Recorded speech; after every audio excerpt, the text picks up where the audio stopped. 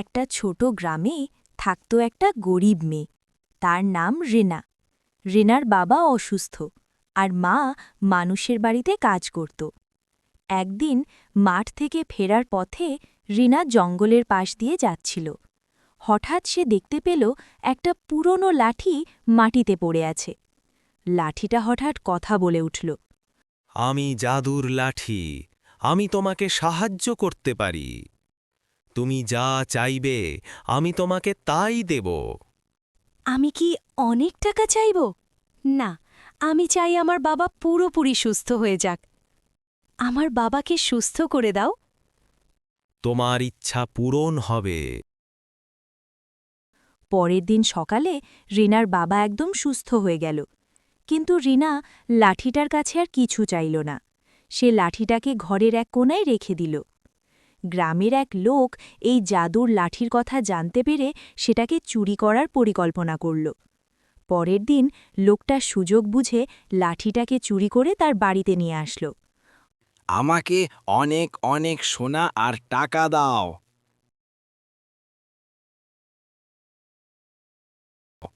কি হলো, তুমি আমার কথা শুনছো না কেন? তুমি লোভী আর খারাপ, আমি তোমার কথা শুনব না। হঠাৎ করে লোকটার কথা বন্ধ হয়ে গেল। সে আর কথা বলতে পারছিল না। লোকটি তার ভুল বুঝতে পারল। সে রিনার কাছে এসে কাঁদতে কাঁদতে ক্ষমা চাইল আর রিনাকে তার জাদুর লাঠি ফিরিয়ে দিল। ভুল বুঝতে পারলে ক্ষমা পাওয়া যায়।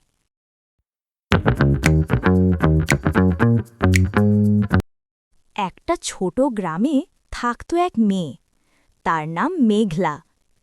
ছোটবেলাতে সে তার বাবাকে হারিয়েছে আর তার মা বিছানায় অসুস্থ হয়ে পড়েছিল।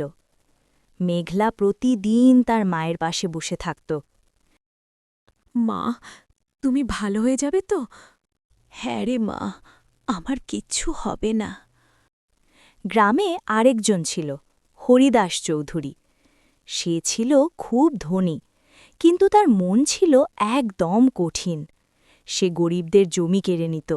কারোর দুঃখে তার কোনো অনুভূতি ছিল না। সে অনেক দিন ধরেই চাইছিল মেঘলাদের ছোট্ট ঘরটা দখল করতে। মারে, আমি আর বেশিক্ষণ নেই। না মা, তুমি আমাকে ছেড়ে যেও না। যাওয়ার আগে আমি তোকে এই জাদু থলিটা দিয়ে যেতে চাই। তুই কখনো কোনো বিপদে পড়লে এর কাছে সাহায্য চাইবি। এই অবশ্যই তোকে সাহায্য করবে। সেই রাতেই মেঘলার মা চুপচাপ পৃথিবী ছেড়ে চলে গেল। কিছুদিন পর হরিদাস মেঘলার বাড়ির সামনে এসে দাঁড়াল। তোর কাছে আর 3 দিন সময় আছে, তারপর তোকে এই বাড়ি ছাড়তেই হবে। আমার এই জমিটা অতি প্রয়োজনীয়। দয়া করে এত নিষ্ঠুর হবেন না।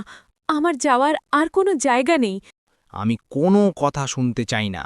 আমি ঠিক 3 দিন পর আসব এই বাড়ি দখল করতে। মেঘলা ভেঙে পড়ল। সেই রাতে মেঘলা মায়ের দেওয়া থলিটা হাতে নিয়ে সাহায্য চাইল। হঠাৎ তার সামনে এক বৃদ্ধা মহিলা দেখা দিল। ভয় পেও না, আমাকে বলো তুমি কি চাও। আমি শুধু আমার ঘরটাকে বাঁচাতে চাই।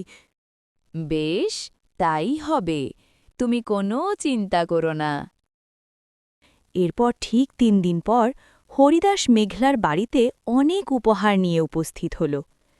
মেঘলা মা, তুই আমাকে ক্ষমা করে দিস। আমি ভুল করেছি। তোর কোনো সাহায্য লাগলে অবশ্যই আমাকে বলবি, আর তোর বাড়ি তোরই থাকবে মা। মেঘলা কিছুটা অবাক হলেও সে বিষয়টা বুঝতে পারল যে এটা ওই জাদু থলির জন্যেই সম্ভব হয়েছে।